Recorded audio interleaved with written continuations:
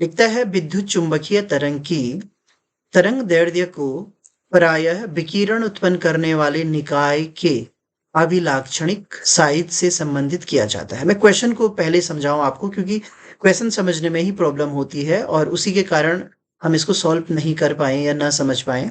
ये क्या कह रहा है कि जो इलेक्ट्रोमैग्नेटिक वेव की वेवलेंथ है, वो जो रेडिएशन निकलेगा, वो रेडिएशन कह के जिससे निकल रहा है, मान लो जो मशीन है हमारे पास, वो कोई भी मशीन हो सकती है, मान लो एक्सरे मशीन है या माइक्रोवेव ओवन है, जो मशीन है उस मशीन के साइज से, उसकी जो करेक्टरिस्टिक्स प्रॉपर्टीज होती हैं, उस साइज से संबंधित किया जाता है। इसका अर्थ मैं बहुत सिंपल आपको बताऊं, यानी कि छोटी मशीन है तो छोटा तरंग दैर्ध्य, बड़ी मशीन है तो बड़ा तरंग दैर्ध्य, इस तरीके का है यहाँ पे। और हमने उसके एग्जाम्पल देने हैं कि मशीन का साइज ये था या मशीन का नेचर ये था। कुल मिला के उसकी भौतिक प्रवृत्ति पर निर्भर करता है, जैसा उसका नेचर होगा उस पर निर्भर करता है। तो पहले इस क्वेश्चन को करेंगे। उसके बाद है लंबी दूरियों के लिए रेडियो प्रसारण के लिए लघु तरंग बैंड का उपयोग किया जाता है। तो यहाँ पे लिखा है जो लॉन्ग डिस्टेंस रेडियो ब्रॉडकास्ट होते हैं, ठीक है, इसमें आपके टीवी चलता है या आपका रेडियो एफएम आप सुन रहे हैं, जो भी ब्रॉडकास्टिंग होती है उसके लिए शॉर्ट वेव बैंड्स का प्रयोग किया जाता है। वाई, क्यों किया जाता है, हमें कारण बताना है। और तीसरा प्रश्न था प्रकाशिक और रेडियो दूरबीन, optical and radio telescopes are build on the ground, माने ये अर्थ पे बनाए जाते हैं। जैसे हम टेलीस्कोप के थ्रू यहाँ पे रखते हैं अर्थ में, और हम जो दूर स्थित हमारे जो भी सेलेस्टियल बॉडीज हैं उनमें आपके उपग्रह हो गए, तारे हो गए, नक्षत्र हो गए, जिनको भी हम देखते हैं दूर की वस्तुओं को, वो कहाँ पे से देखते हैं, पृथ्वी की सतह से देखते हैं। तो इंग्लिश में पढ़ के बहुत क्लियर हुआ ये क्वेश्चन। परंतु एक्स किरणें खगोलीय केवल पृथ्वी की कक्षा में परिक्रमण करने वाले, ये क्या कह रहा है कि जो पृथ्वी की कक्षा में हमने सैटेलाइट भेजे होते हैं ना, आर्टिफिशियल सैटेलाइट जो होते हैं, वो जो परिक्रमण कर रहे होते हैं, उनसे हम क्या करते हैं, एक्स किरणों का उत्पादन करते हैं या उनको वहां फिट करते हैं। यानी कि कोई भी ऐसी मशीन नहीं होती है जो कि हमने पृथ्वी पे रखी हो, अर्थ पे रखी हो, और उससे एक्स किरणें निकल रही हो और हम उनको डिटेक्ट कर रहे हो। तो ये क्यों नहीं किया जाता, कह के ये किस तरीके की व्यवस्था है, तो इसके लिए आपको आंसर करना है। बहुत इजी आंसर है और बढ़िया तरीके से है। मैंने थोड़ा सा पहले एक्सप्लेनेशन करने के लिए कुछ चीजें आपके लिए लिखी हैं, और फिर जो यहाँ पे सीबीएसई के आंसर हैं वो भी मैं आपको दिखाऊंगा। सबसे पहले देखिए, यह कथन सही है कि विद्युत चुंबकीय तरंग की तरंगदैर्ध्य विकिरण उत्पन्न करने वाले निकाय के अभिलाक्षणिक आकार से संबंधित होती है। इसके लिए मैंने बहुत सारे एग्जाम्पल लिए हैं, आपने कोई 2 एग्जाम्पल देने हैं। पहला लिखा है जो रेडियो एंटीना होता है, जो हमारे टावर लगे होते हैं उनके ऊपर एंटीना लगा होता है। पहले हम टीवी सिग्नल, अब आपके एरा में तो ये सब नहीं है, लेकिन जब हम छोटे थे तो उस टाइम हम घर में टेलीविजन यूज करने के लिए एंटीना भी प्रयोग करते थे। लेकिन जो भी आपके डिस्क होते हैं, जो अभी ये डीटीएच वाले होते हैं या जो मोबाइल के ऊपर टावर लगे होते हैं, इनको एंटीना ही कहते हैं। तो ये डिस्क को भी एंटीना बोला जाता है।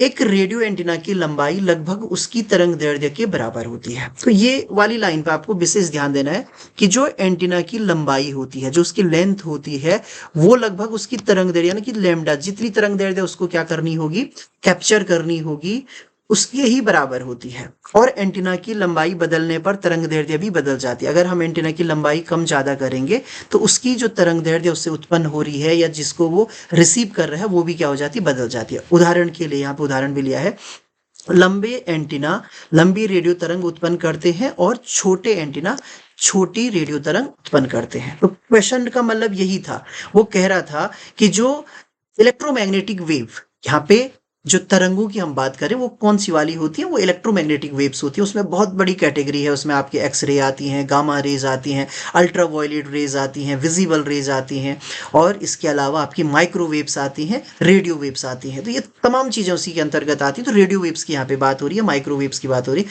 तो वो कितनी उत्पन्न करेगा, जितना उसका साइज होगा। यहाँ पे मैंने एग्जाम्पल भी लिया है, बड़ी तरंग दैर्ध्य के लिए आपको बड़ा स्रोत तथा छोटे के लिए छोटा लेना पड़ेगा। देखिए हम जब वो कम्युनिकेशन वाला चैप्टर पढ़ते थे उसमें ये बड़ा अच्छे तरीके से पढ़ाया जाता था। मान लीजिए कि हमें 3 मीटर की तरंग दैर्ध्य का कोई रेडियो वेव जनरेट करना है, तो उसके लिए जो एंटीना होता है वो 1.5 मीटर का होना चाहिए, लैम्डा बाई 2। इस तरीके का हम लेते हैं। लैम्डा की वैल्यू जितनी होगी उसका हाफ हमें क्या लेना पड़ेगा, एंटीना लेना पड़ेगा। तो उसके साइज पर डिपेंड करता है। पहला एग्जाम्पल ये है। दूसरा एग्जाम्पल है परमाणु और एक्सरे। जब कोई परमाणु उत्तेजित होता है तो वह गामा या एक्सरे जैसी किरणें उत्पन्न करता है या रेडिएशन उत्पन्न करता है, तरंगों का उत्सर्जन करता है। इन तरंगों की तरंगदैर्घ्य परमाणु के आकार की तुलना में बहुत छोटी होती है। उदाहरण के लिए परमाणु के नाभिक का जो आकार होता है वो लगभग 10 टू द पावर कितना होता है, कल भी बताया था मैंने, 10 टू द पावर -15 और 10 to the power -14 metre order का लिखा जाता है। ये लगभग बराबर होते हैं। तो जो एक्स रेज हैं वो भी 10 टू द पावर -14 मीटर और 10 टू पावर -15 मीटर के बीच होती हैं। तो देखिए जितना एटम का जो न्यूक्लियस का साइज है वही किसका भी, एक्स रे का भी क्या है, साइज है। यानी कि जो एक्स रे निकलेंगी वो कहाँ से निकलती हैं, वो निकलती हैं या तो एटम के से और या तो नाभिक से निकलती है, या गामा रेज आपको पता है वो नाभिक से निकलती है। तो नाभिक का साइज 10 टू द पावर कितना हो गया, -15, और गामा रेज का भी लगभग जो लेमडा का साइज होता है वो 10 टू द पावर -15 होता है। तो ये दो उदाहरण जो दिए हैं उनसे ये प्रूफ हो गया कि जो तरंग दैर्ध्य उत्पन्न होती है ईएमएफ वेव की, इलेक्ट्रोमैग्नेटिक वेव की, वो उत्पन्न करने वाला जो भी युक्ति होगी, मैं बार बार कह रहा हूं कि जो निकाय है, जो मशीन है, या जिससे भी हम उनको निकाल रहे हैं उसके साइज के बराबर होता है लगभग। तो यही चीज हमें बतानी भी थी। तो ये हम दो एग्जाम्पल हमने दे दिए, और भी एग्जाम्पल मैंने लिए हैं। यहाँ पे देखिए इस एग्जाम्पल से और अच्छे से समझ में आएगा आपको। ताप विकिरण गर्म पिंड का तापमान बढ़ाता है तो उसका अधिकतम विकिरण छोटी तरंग और लंबाई पर मिलता है। सूर्य का अधिकतम जो विकिरण लगभग ये 500 नैनोमीटर पर है, जबकि गर्म तवे, जो तवा हमारे घर में यूज होता है, उसका जो विकिरण होता है वो लगभग 3 से 5 माइक्रो, 3 to 5 और माइक्रो, ठीक है, मीटर का होता है। तो ये नैनोमीटर में है 10 टू पावर -9 में है, और माइक्रो 10 टू द पावर -6 में है। तो इनमें अंतर है। तो यहाँ पे तापमान पर निर्भर करता है, फिजिकल कंडीशन। सूर्य का ताप बहुत अधिक होता है तो वहां पे देखिए छोटी तरंग दैर्ध्य बन रही है, और ये तवे का तापमान कम होता है तो यहाँ पे उस हिसाब से बड़ी तरंग दैर्ध्य बन रही है। तो ये चीज आपको ध्यान में रखना है। इसके अलावा यहाँ पे हाइड्रोजन स्पेक्ट्रम या सोडियम लाइट जो होती है उसको भी एक्सप्लेन किया गया। सोडियम लैंप जो है लगभग 6000 भी बोलते हैं, 5800 के लगभग, या 589 नैनोमीटर पर पीली रेखा देता है। हाइड्रोजन की जो बामर श्रेणी है मैंने एक्सप्लेन भी की थी आपके लिए, वो लगभग कितने पे, 656 नैनोमीटर पर मिलती है। यह तरंग दैर्ध्य तत्व की आंतरिक ऊर्जा स्तरों पर निर्भर करती है, यानी कि इनका जो ऊर्जा का स्तर होता है वो लगभग इसी कैटेगरी का होता है। तो इससे पता लग रहा है कि जितना उसकी फिजिकल कंडीशन होगी उतना ही वो तरंग दैर्ध्य उत्पन्न करता है। और ये क्यों है, क्योंकि तरंग दैर्ध्य का रिलेशन है फ्रीक्वेंसी से, और फ्रीक्वेंसी का रिलेशन है एनर्जी से। तो इस तरीके से और भी एग्जाम्पल दिए हैं, आपको इसको मैं भेज दूंगा सारी चीजें। इसी तरीके से गामा रेज का एग्जाम्पल मैंने अभी समझा भी दिया था, दोबारा से दे दिया यहाँ पे, और ये आप कर लेंगे। तो एक्सप्लेन अगर आपको समझ में आ गया तो अब मैं यहाँ के उत्तर पढ़ रहा हूँ कि यहाँ पे क्या उत्तर लिखे गए हैं, ये हम बाद में देखेंगे लघु तरंग वाला। ये देखिए, ये पहले देखिए, ये यहाँ पे लिखा गया गामा विकिरण की तरंग दैर्ध्य 10 to the power -14 metre to इतनी होती है, और परमाणु के नाभिक से उत्पन्न होती है। तो देखिए नाभिक का साइज कितना होता है ये, तो यहाँ पे ये कारण हो गया कि जितना नाभिक का साइज है उतनी तरंग दैर्ध्य उसने उत्पन्न की है। एक्स किरणें भारी परमाणु से उत्सर्जित होती है। एक्स किरणों की लगभग 10 टू पावर -10 की होती है, और परमाणु का साइज भी लगभग 10 टू पावर -10 मीटर ऑर्डर का होता है। रेडियो तरंगें त्वरित होती है, इलेक्ट्रॉनों से होती है, तो इलेक्ट्रॉन के साइज के बराबर। और प्रेषक एंटीना का भी मैंने एग्जाम्पल दिया था, साइज के बराबर तरंग दैर्ध्य वो प्रसारित करती है। तो दो पूछे गए थे, यहाँ पे 4 एग्जाम्पल दे दिए गए हैं। नेक्स्ट बढ़ते हैं आगे, एक क्वेश्चन और, 2 क्वेश्चन और थे, इन पे बात करते हैं। पहला एक्सप्लेन कर दिया है, सीबीएसई का आंसर भी दिखा दिया, और जो मैंने आंसर लिखे थे वो भी आपको बता दिया।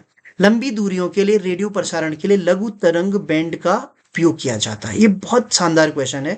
जब हम क्या करते हैं बच्चा, ये इसीलिए मैंने कम्युनिकेशन कहा था, जब हम कोई भी सिग्नल ट्रांसमिट करते हैं तो वो सिग्नल यहाँ आयनोस्फीयर पे जाता है, वहां से टकराकर फिर अर्थ पे आता है, राइट। तो होता क्या है कि जो आयनोस्फीयर होती है इसमें आयन्स होते हैं। यहाँ से जो शॉर्ट वेव जाती है, वो शॉर्ट वेव की विशेषता ये होती है कि ये आयन मंडल से टकराकर कई बार नीचे आती है, कई बार फिर ऊपर जाती है, यानी कि ये जाती हैं ऊपर आती है, जाती हैं ऊपर आती हैं, इस तरीके से ये उछल कूद करती रहती है। इससे क्या होता है कि जो हमारा सिग्नल है ना वो बहुत सारे प्लेसेस पे पहुंच जाता है। तो इससे हमारा फायदा हुआ। मान लो हम अगर एक टीवी का चैनल अपना चला रहे हैं, तो वो टीवी का जो सिग्नल है वो यहाँ भी पहुंच रहा है, इस प्लेस पे भी पहुंच रहा है, इस प्लेस पे भी पहुंच रहा है, इस प्लेस पे भी पहुंच रहा है, मतलब एक साथ कई प्लेसों पे वो अवेलेबल हो जा रहा है। तो ये फायदा होता है, यानी कि वो क्या करता है, आयनोस्फीयर पे जाके टकरा के बहुत बार टकराता है और बहुत बार वापिस आ जाता है। अब ये शॉर्ट वेव ही क्यों यूज करते हैं, लॉन्ग वेव क्यों यूज नहीं करते, तो इसकी विशेषता ये होती है कि जो लॉन्ग वेव होती है वो आयनोस्फीयर पे टकरा के वापस नहीं आती है, बल्कि सीधे आगे निकल जाती है। तो फायदा क्या हुआ हमारा, हमने यहाँ से इसको ट्रांसमिट किया था, हमें बैक वापस चाहिए था, अगर वो वापस ही नहीं आया, वो आगे चला गया, तो हमें वापस मिला ही नहीं। अगर नहीं समझ में आ रहा, फिर एग्जांपल देता हूँ, ये आपका मोबाइल है, आपने यहाँ से सिग्नल भेजा, वो सिग्नल यहाँ टकराया, और फिर ये आपके फ्रेंड हैं या आपके घर वाले हैं, उनको ये मोबाइल पे सिग्नल मिल गया, तो ये तो फायदा हुआ। अगर मान लो वो सिग्नल आपने भेजा और वो वापस ना आया, टकराया नहीं और सीधे आगे चला गया, तो इनको तो कॉल रिसीव होगी नहीं। तो यही चीज हमें यहाँ पे एक्सप्लेन करनी है कि लघु तरंगे जो है आयनोस्फीयर, जिसको आयन मंडल कहते हैं, आयन मंडल से टकराकर वापस आती हैं, इसलिए इनका हम प्रयोग करते हैं। तो ये कॉज हम दे देंगे, आगे लिखा भी है मैंने इसके बारे में। तो ये थोड़ा सा आपको बता दिया जाए ये वाले में। ये देखो, लघु तरंगे आयन मंडल से परावर्तित होती हैं, इससे तरंगे धरती पर दूर तक लौट आती हैं। यह परावर्तन कई बार होता है, एक ही सिग्नल हजारों किलोमीटर पहुंच जाता है। लंबी तरंग दैर्ध्य जो तरंगे हैं आयन मंडल में नहीं लौटती हैं, वे अंतरिक्ष में निकल जाती हैं, और लघु तरंगों की यही खासियत लंबी दूरी के लिए रेडियो प्रसारण के लिए संभव होती है। तो ये कारण भी आपको बता दिया। और अब लास्ट था कि हम दूरबीन को यहाँ पर क्यों लगाते हैं, और जो बाकी के होते हैं जिसमें हम एक्सरे और गामा रेज उत्पन्न करते हैं, उनको जो पृथ्वी की सतह में सैटेलाइट घूम रहे होते हैं, उन सैटेलाइट पे ही क्यों लगाते हैं। तो यहाँ पे देखिए, इसका कारण ये है कि जो दूरबीन होते हैं ये विजिबल लाइट को प्रयोग करते हैं, और विजिबल जो लाइट होती है वो क्या होती है, टकराकर यहाँ वापस आ जाती है। लेकिन जब हम एक्स रे और गामा रे की बात करते हैं ना, तो ये जो एक्स रे और गामा रे थी, इनमें बहुत ज़्यादा एनर्जी होती है। ये जब हमारे वायुमंडल में जाती हैं, तो यहाँ पे जो पार्टिकल्स होते हैं वो पार्टिकल्स को ये आयनित कर देते हैं, या इनके साथ टकराकर ये ऊर्जा को अवशोषित कर देती है। यानी कि एक्सरे और गामा रे की ऊर्जा को जो छोटे छोटे मॉलिक्यूल्स होते हैं, जो कण होते हैं, वो अवशोषित कर देते हैं। अगर उन्होंने अवशोषित कर दिया तो वो किरण वहीं एंड हो गई, वापस आ ही नहीं पाएगी, तो वो इसलिए वापस नहीं आ पाती है। हम क्या करते हैं इससे बचने के लिए, हम इसको आयन मंडल से दूर, जो हमारे सैटेलाइट होते हैं जहाँ पे आयन मंडल नहीं मौजूद होता है, या सॉरी आयन मंडल नहीं कह रहा हूँ मैं, वो ये हमारा जो पृथ्वी की सतह के जहाँ पे पार्टिकल्स होते हैं, यानी कि जहाँ पे आपका वायुमंडल वाला हिस्सा है, जहाँ पे मैक्सिमम पार्टिकल्स हैं, वो नहीं होते हैं, कम होते हैं वो पार्टिकल, वहाँ पे हम एक्सरे और गामा रेज के जो मशीन होती है उनको फिट कर देते हैं। तो वहां पे क्या होगा, जब उनसे एक्सरे और गामा रेज निकलेंगी तो वो क्या नहीं होंगी, वो वहां पे अपनी एनर्जी किसी को दे नहीं पाएंगे, तो वो एनर्जी वहां अवशोषित नहीं होगी। तो इस तरीके से वो जाएंगी भी और लौट के वापस भी आ जाएंगी, या उनको हम डिटेक्ट कर सकते हैं। तो इसलिए हम उनको ऊपर की तरफ सैटेलाइट में रखते हैं। तो यहाँ पे इसका भी कॉज अच्छे तरीके से लिखा गया है। यहाँ पे देखिए, वायुमंडल में ये देखिए यहाँ पे लिखा है, एक्सरे और गामा रे जैसी उच्च ऊर्जा किरणें वायुमंडल में प्रवेश नहीं कर पाती हैं, वायुमंडल इन्हें पूरी तरह से अवशोषित कर देता है, इसलिए जमीन पर बैठे उपकरण इन किरणों को नहीं पकड़ पाते हैं। प्रकाश दूरबीन और रेडियो दूरबीन जमीन पर काम कर लेती हैं, क्योंकि दृश्य प्रकाश और रेडियो तरंगें वायुमंडल से गुजर जाती है। अभी भी समझाया आपको। एक्सरे खगोलिकी केवल उपग्रहों पर संभव है, यानी कि जो सैटेलाइट्स घूम रहे हैं उन पे ही संभव है, क्योंकि उपग्रह वायुमंडल के बाहर होता है। और ये हो गया। तो यहाँ पे वायुमंडल ध्यान रखना आपने, वो एक दो बार आयन मंडल बोल दिया था मैंने, तो आयन मंडल नहीं, वायुमंडल, जहाँ वायु मतलब जहाँ पे हमारे जो पार्टिकल्स हैं वो मौजूद ना हो, वहां हमारे क्या होते हैं, सैटेलाइट्स होते हैं। तो ये देखिए यहाँ पे अब इसके बारे में लिखा गया है, जो लास्ट है कि आयन मंडल इन बैंडों में तरंगों को परावर्तित कर देता है, वायुमंडल किरणों को अवशोषित करता है, जबकि दृश्य तरंगे और रेडियो तरंगे वायुमंडल को भेद सकती हैं। तो ये अगर आपने आंसर लिख दिया तो मिल जाएगा। तो ये नोट्स आपको मिल जाएंगे, विद एक्सप्लेनेशन भी लिखा है, और जो सीबीएसई का है वो इतना ही आंसर है। तो इनमें से आपको जो भी ठीक लगे उस तरीके से आप कर लीजिएगा। तो ये तो था 26 क्वेश्चन, 27 क्वेश्चन हमने कर लिया था, तो इस पे हम डिस्कस नहीं करेंगे। अब हम सीधे आ जाएंगे 28 क्वेश्चन पे, जो कि बहुत इंपॉर्टेंट भी है, इजी भी है और बढ़िया क्वेश्चन है। तो क्वेश्चन पेपर जो आता है उसमें 2 या 3 क्वेश्चन ऐसे होते हैं जो बहुत बढ़िया होते हैं आपके लिए, जिनमें बहुत कम टाइम भी लगता है और थोड़ा बहुत जो आपने पढ़ा हो उसके थ्रू हो जाते हैं। हल्की सा उसमें कॉन्सेप्ट होता है, बाकी आप कर पाते हैं। क्वेश्चन को पढ़े। नाभिक के किन्हीं दो गुणों को लिखिए। नाभिक के दो गुण लिखने हैं। नाभिक के बहुत सारे गुण हैं, उनमें से दो गुण आपको लिखने हैं। जैसे नाभिक जो है सबसे छोटा साइज इसका होता है, इसकी डेंसिटी कल भी बताई थी मैंने, लगभग 10⁻17 kg पर मीटर क्यूब की होती है, सबसे ज़्यादा डेंसिटी होती है। और इसमें न्यूट्रॉन और प्रोटॉन होते हैं जिनको हम न्यूक्लियन कहते हैं। इसके अलावा जो है नाभिक की त्रिज्या के बारे में आप कह सकते हैं। नाभिक में स्ट्रॉन्ग न्यूक्लियर फोर्स होता है, उसके बारे में आप बात कर सकते हैं। तो बहुत सारे गुण हैं, उनमें से हमको कोई दो लिखने हैं। ओके, तो ये हो गया, ये बहुत इजी है, 1 नंबर आपको यहाँ मिल जाएगा। नाभिक का घनत्व परमाणु के घनत्व से बहुत अधिक क्यों होता है? ये भी एक्सप्लेन लगभग हो चुका था। मैंने कहा था कि जो परमाणु है वो अधिकतर खोखला है और नाभिक एक छोटा सा है, और यहाँ पे लगभग सारा पार्ट ही हम कहते हैं कि खोखला है। तो इस पार्ट का इसलिए है, देखिए इसके मैंने आपको डिस्टेंस भी बताई थी कि जो परमाणु की रेडियस है वो 10⁻⁻10 मीटर ऑर्डर की होती है, और जो ये नाभिक है इसकी रेडियस लगभग 10⁻⁻15 ऑर्डर की होती है, या कुछ कुछ बुक में 10⁻⁻14 भी लिखा होगा, ये दोनों चलेंगे। तो लगभग 10,000 से 1,00,000 गुना ज़्यादा ये क्या है, साइज, मतलब छोटा है ये साइज, या ये कहें कि परमाणु का साइज इससे इतना ज़्यादा है। तो इतने छोटे साइज में, और द्रव्यमान लगभग उतना ही है, उससे भी ज़्यादा द्रव्यमान है। तो यहाँ पे बहुत सारा द्रव्यमान है और साइज बहुत छोटा है, तो इसका मतलब ये हुआ कि इसका घनत्व तो बहुत ज़्यादा होगा। और लगभग कितना ज़्यादा होता है वो भी आप बता सकते हैं, 10⁻17 kg पर मीटर क्यूब, ये इतना होता है, सबसे ज़्यादा डेंस होता है। और तीसरे में है, यह दर्शाइए कि सभी नाभिकों के लिए नाभिकीय द्रव्य का घनत्व समान होता है। ये बहुत बड़ा क्वेश्चन है। इसमें क्या होता है ना बच्चों, जो नाभिक का साइज है ना, वो उसके जो परमाणु संख्या होती है जिसको हम ए से दिखाते हैं, उस द्रव्यमान संख्या के साथ थोड़ा थोड़ा बढ़ता रहता है। रिलेशन हम यहाँ पे पढ़ेंगे, R = R0 A/2। कभी कभी इसके क्वेश्चन भी आ जाते हैं, A/3 सॉरी।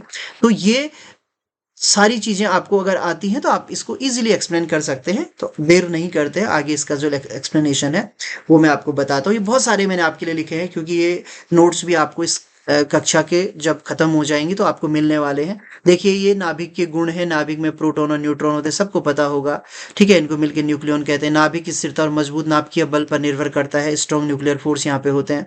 नाभिक का आवेश केवल प्रोटॉन की संख्या तय करता है, बिल्कुल सही है। नाभिक का द्रव्यमान न्यूक्लियनों की कुल संख्या बताता है, ए जिसको हम कहते हैं, A क्या होता है, Z+N। ये भी आपको याद रखना, ये रिलेशन होता है। ए परमाणु द्रव्यमान संख्या है, Z क्या है, परमाणु क्रमांक है, और N न्यूट्रॉनों की संख्या है।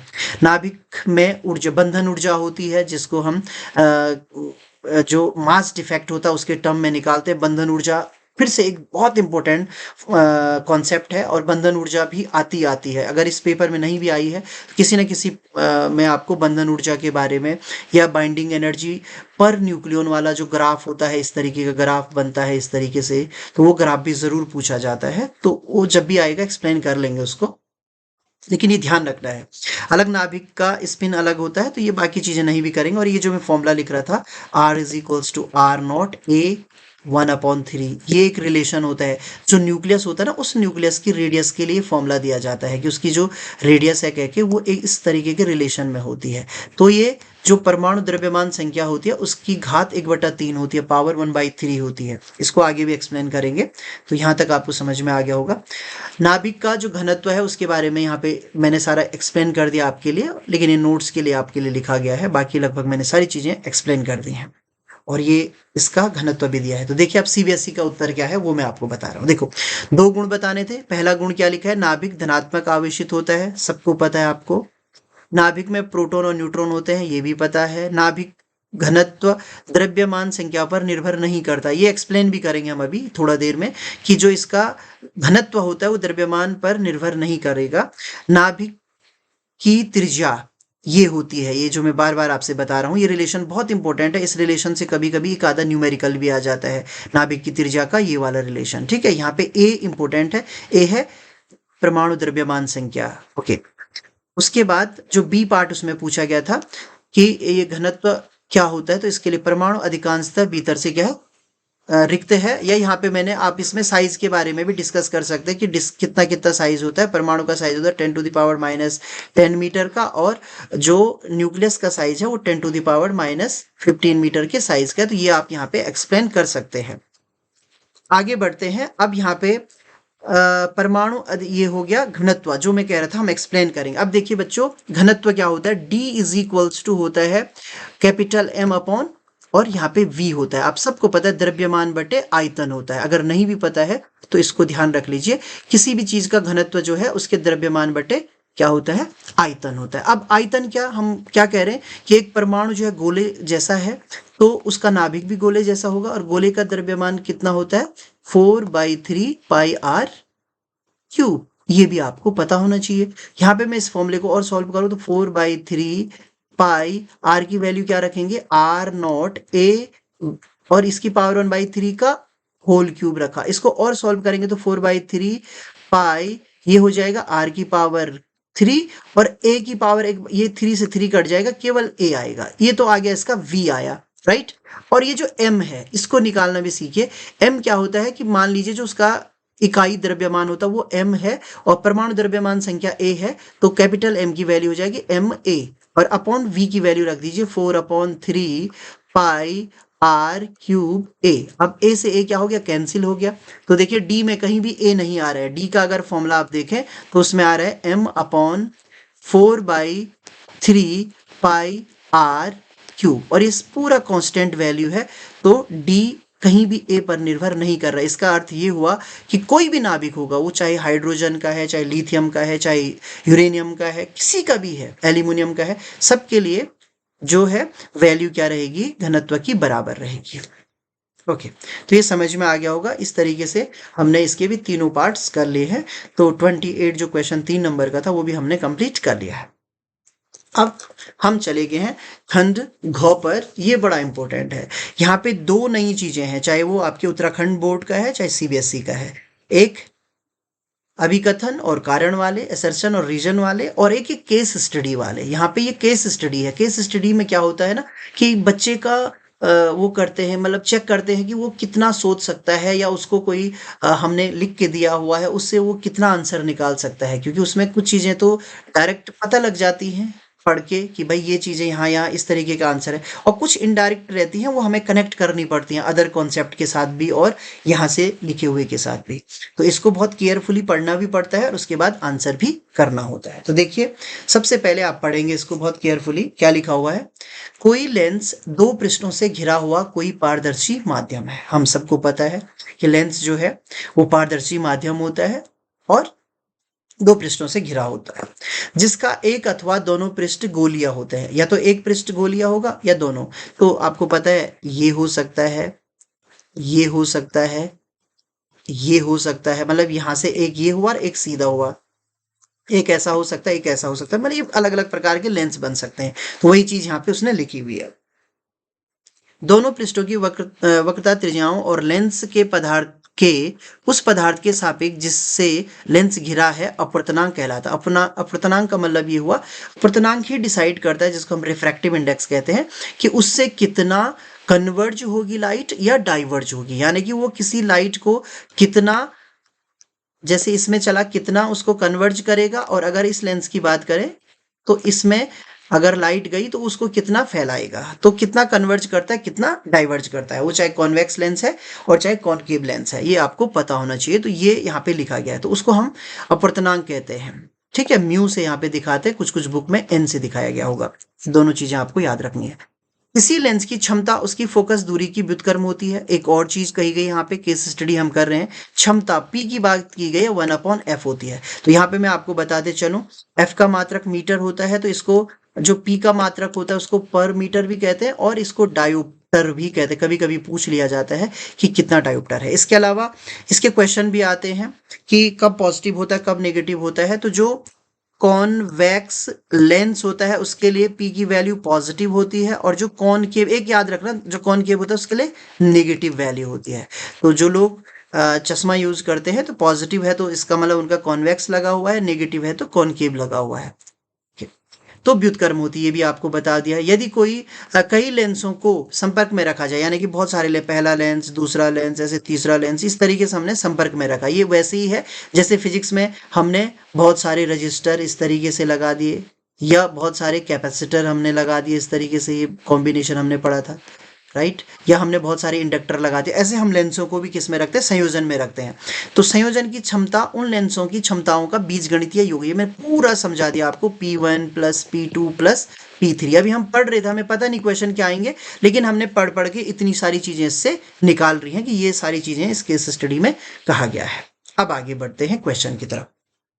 पहला क्वेश्चन है बच्चों, किसी कांच के बने उभयोतल यानी कि बाई कॉन्वेक्स है, इस तरीके का लेंस है ये बाई कॉन्वेक्स, जिसको हम नॉर्मल कॉन्वेक्स लेंस कहते हैं, के दोनों फलकों की वक्रता त्रिज्या r समान है। यानी कि ये जो इसकी वक्रता त्रिज्या है R1 और ये जो इसकी है R2, ये दोनों समान है। R1 is equals to R2 है और इज इक्वल्स टू हम R लिख लेंगे, तो ये दोनों कह के समान है। तथा कांच का अपर्तनांक n दिया हुआ है, तो लेंस की क्षमता क्या होगी, आपको P निकालना है। आप में से कोई बताएगा किस फॉर्मूले का यूज करेंगे हम? केस स्टडी में तो कोई फॉर्मूला आया नहीं, और यही चीज मैं आपको केस स्टडी पढ़ने से पहले बता रहा था कि हो सकता है इसमें वो चीजें आ जाएं, या हो सकता है इनडायरेक्टली आपको थोड़ा बहुत पता हो, उस तरीके का है। कौन सा फॉर्मूला हम यहाँ पे यूज करने वाले हैं?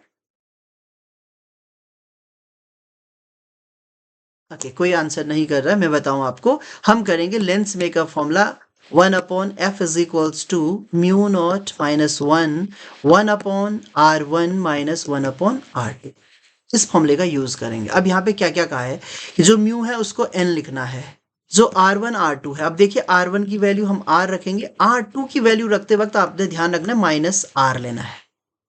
ओके, अब 1/f क्या होता है ये हमने पढ़ा है अभी अभी, p, तो यही इनडायरेक्ट था। p तो उसने बता दिया, लेकिन ये फॉर्मूला हमें याद होना चाहिए। इसको हमने p लिख लिया, यहाँ पे n-1 लिख लिया, 1/r लिख लिया। अब ये माइनस है, फिर से देखिए यहाँ माइनस रखा, यहाँ गलती मत करना। तो p is equals to n-1, मैं सॉल्व कर रहा हूँ छोटे बच्चों की तरह, r ये माइनस माइनस का प्लस हो गया, 1/r हो गया, r एलसीएम आएगा तो ये हो जाएगा, r लिया तो ये हो जाएगा n-1, इधर रहेगा, इधर 2/r हो जाएगा। सबको समझ में आ गया होगा, r लिया 1+1 तो 2 हो गया, यानी कि p इज इक्वल्स टू हो जाएगा 2n-1/r। ऐसा कोई ऑप्शन यहाँ पे दिख रहा है? बताएं, दिख रहा है कोई ऑप्शन? देखते हैं, मुझे लग रहा पहला ऑप्शन दिख रहा है, तो इसका आंसर ए वाला है। तो ये पहला आंसर हमें मिल चुका है। आगे बढ़ते हैं। अब हमारे पास है क्षमता P के किसी उभयोतल लेंस जिसके दोनों फलकों की वक्रता त्रिज्याएं समान हैं को उसके मुख्य अक्ष के लंबवत दो समान भागों में काटा गया है। लेंस के एक भाग की क्षमता क्या होगी? ये लेंस है और इस लेंस को हमने ठीक ऐसे काट लिया है, ठीक है, दो भाग बन गए इसके। तो ये कह रहा है एक भाग की क्षमता कितनी होगी, तो एक भाग की क्षमता जो है वो P/2 हो जाएगी, अगर क्योंकि इसकी क्षमता P दी गई है पूरे की, तो जो हाफ भाग इसका बचेगा उसकी P/2 हो जाएगी, तो ये P/2 है यहाँ पे आंसर। उपयुक्त लेंस के दोनों भागों को आरेख में दर्शाए अनुसार एक दूसरे के संपर्क में, अभी देखो हमने क्या पढ़ा था, P1 प्लस P2 होता है, फटाफट करेंगे इनको, P1 प्लस P2, एक भाग की कितनी है, आधा भाग है तो P/2, दूसरा भाग भी P/2, अब दोनों को ऐड कर आधा आधा यानी सीधे P हो गया, और एलसीएम लेके भी करेंगे तो ये क्या हो गया आपके पास 2 आ जाएगा, और 2P हो गया, ये कट गया तो P आएगा, तो इसका आंसर P होगा। तो देखिए इसका आंसर था पहला, इसका आंसर था D और इसका था B। देख लेते हैं सीबीएसई ने क्या आंसर दिए हैं। पहला आंसर ये दिया है, दूसरा ये दिया है, तीसरा ये दिया है, और यहाँ पे मैंने आपको दिखाने के लिए ये पार्ट्स भी किए हैं, आधा पार्ट्स कर दिया और इस तरीके से भी दिखाए। कभी कभी ये ऐसे में भी पूछता है क्वेश्चन, अभी आगे है ये कैसे में पार्ट किया, अभी तो इस तरीके से पार्ट किया गया, पूछा गया है, अभी ये पूछेगा कि आधा लेंस हम रखेंगे तब क्या होगा, तो उसको भी देखेंगे आगे के क्वेश्चन में। नेक्स्ट देखिए वही क्वेश्चन है, ये लिखता है क्षमता P के किसी उभयोतल लेंस, फिर से क्षमता इसकी भी P है, इसकी भी P है, और इसको हमने किस में रख लिया, संपर्क में रख लिया है, और इसके मुख्य अक्ष को हमने दो भागों में, तो कोई फर्क नहीं पड़ता है, इससे केवल जो लाइट है उसकी इंटेंसिटी में अंतर आता है, तो एक की P दूसरे की P, तो यहाँ पे भी P+P यानी 2P, तो आंसर हो जाएगा 2P। इजी है ये। आगे बढ़ते हैं, इसका आंसर केवल रखने देते हैं, ये इंपॉर्टेंट है। 60 सेंटीमीटर और 20 सेंटीमीटर फोकस दूरी के दो उत्तल लेंसों को एक दूसरे के संपर्क में रखा गया है। एक लेंस ये रखा गया है, एक लेंस ये रखा गया, एक की है 60, दूसरे की है 20 सेंटीमीटर। अब इनकी हमने संयुक्त संयोजन की क्षमता बतानी है। तो आपको पता है जब संपर्क में रखते हैं तो इसका फॉर्मूला क्या होता है, 1/f is equals to 1/f1 plus 1/f2, ये फॉर्मूला होता है। 1/f को हम क्या कहेंगे, e कहेंगे। लेकिन पहले इसको सॉल्व कर ले, तो 1/ कितना हो जाएगा 60 प्लस 1/20। अब इसका एलसीएम ले लीजिए, कितना आएगा एलसीएम, 60 आएगा। इधर कितने से मल्टीपल करना पड़ेगा 60 करने के लिए, 3 से, सॉरी इधर तो कुछ भी नहीं करना पड़ेगा, 1 मिनट है। ये हो जाएगा 1/f is equals to 1/f1 plus 1/f2, ये हो जाएगा p। अब बाद में भी कर सकते इसको चेंज, 1/60 प्लस 1/20, राइट। तो 60 एलसीएम आएगा, इधर 1 रहेगा और इधर कितना हो जाएगा 3, तो कितना हो गया, ये हो जाएगा आपका 4 और अपॉन कितना हो जाएगा 60, तो 1/ कितना हो गया 15। लेकिन हमें p की वैल्यू चाहिए। कुछ बच्चे क्या करेंगे ना, 1/50 दिख रहा है यहाँ पे, तो ये भी लिख सकते हैं, इतना डायोप्टर हो गया, या इसको सॉल्व करना पड़ेगा क्योंकि हमें नॉर्मल वैल्यू चाहिए, डायोप्टर में नहीं आएगी क्योंकि ये वैल्यू डायोप्टर में लिख दी। डायोप्टर में तब आएगी जब इसको सुल्टा करेंगे, तो इसको हम जब सुल्टा करेंगे तो कितनी हो जाएगी, ये हो जाएगी, हाँ 15 आएगा। एक दूसरे के संपर्क में रख जाए, संयोजन की संयुक्त दूरी आपको बतानी, आंसर है 6.6 आ रहा है। तो हमारे हिसाब से आ रहा है 1/15 और p को ये 1/15 d रहेगा, तो ये आंसर मुझे लग रहा है या तो यहाँ गलत दिया है। एक बार मैं और करके दिखा देता हूँ आपको। यहाँ पे देखिए बच्चों, अगर आप इंडिविजुअली, ये आपके पास पहली फोकस दूरी दी है, ये दूसरी फोकस दूरी दी है, एक बार और सॉल्व कर लेते हैं इसको।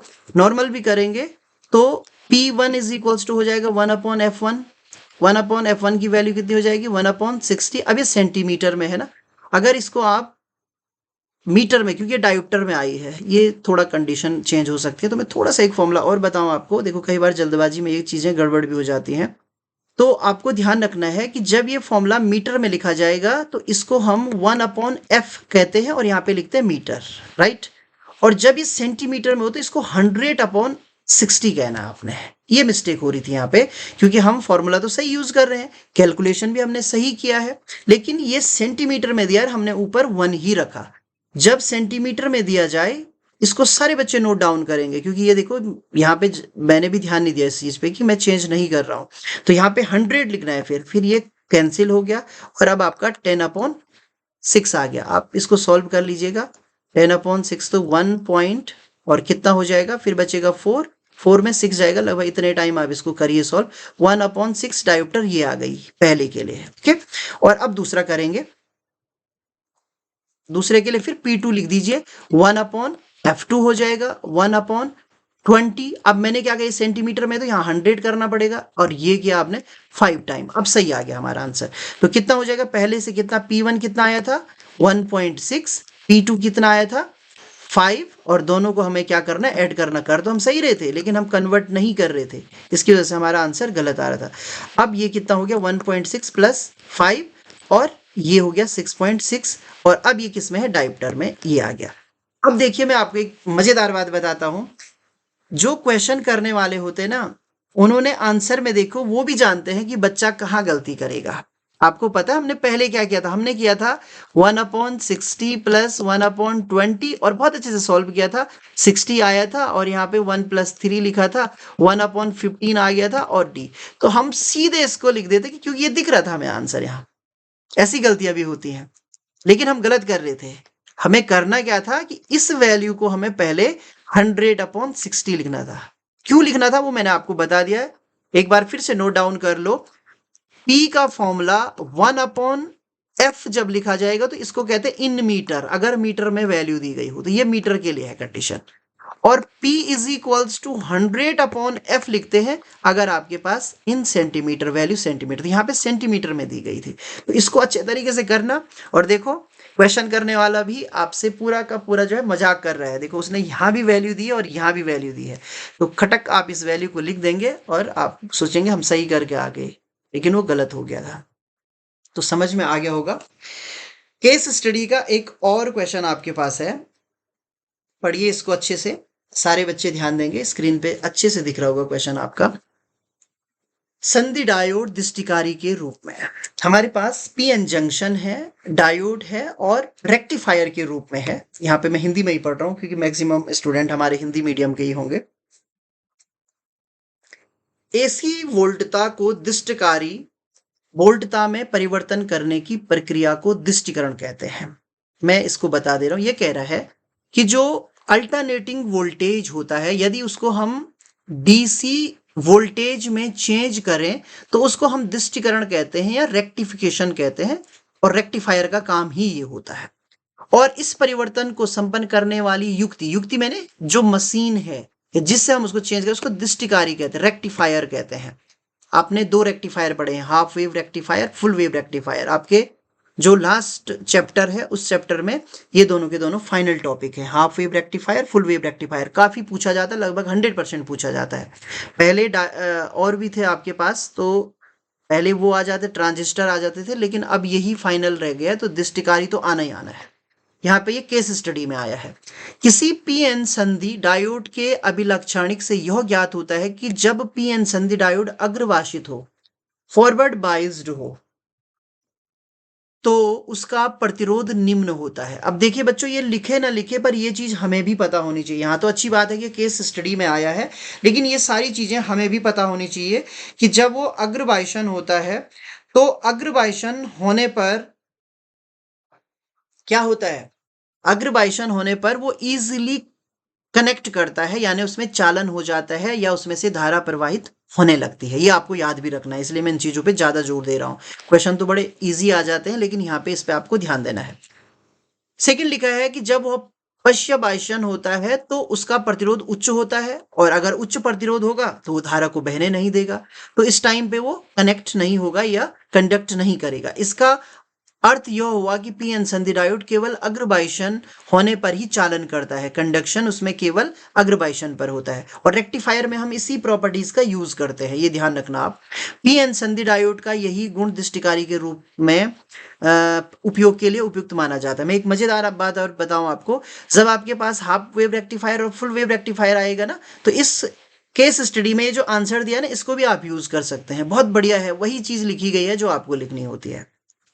इस प्रकार जब किसी एसी वोल्टता को किसी पीएन संधि के सिरों पर अनुप्रयुक्त किया जाता है, यानी इसको लगाया जाता है, तो यह केवल उन्हीं प्रत्यावर्ती अर्धचक्रों में चालन करता है जब वह अग्रभाषण होगा। तो ये कह रहा है कि जब हम एक डायोड पर एसी वोल्टेज लगाएंगे, एसी वोल्टेज क्या होता है, इस तरीके से होता है, ये आधा चक्र पॉजिटिव आधा नेगेटिव, फिर पॉजिटिव फिर नेगेटिव।